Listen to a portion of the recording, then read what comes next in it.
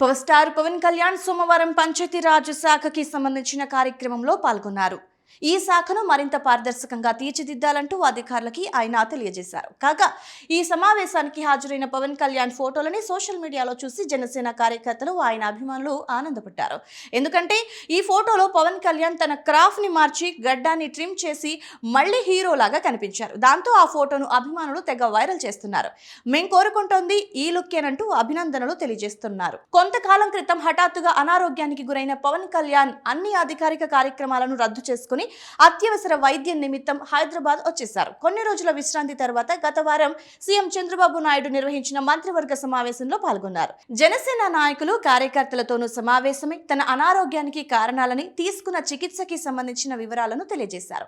అనంతరం ప్రధాని నరేంద్ర మోదీ పవన్ కళ్యాణ్ ఇంటికి వెళ్లి పరామర్శించిన సమయంలోనూ నీరసంగా పెంచిన గడ్డంతో ఉన్న పవన్ కళ్యాణ్ సోమవారం మాత్రం దానిని ట్రిమ్ చేసి హుషారుగా స్టైలిష్ క్రాఫ్ట్ లో కనిపించడంతో అభిమానులు హర్షం వ్యక్తం చేస్తున్నారు. వింటేజ్ పవర్ స్టార్ ను చూసినట్టుందంటూ సంబరపడుతున్నారు అభిమానులు.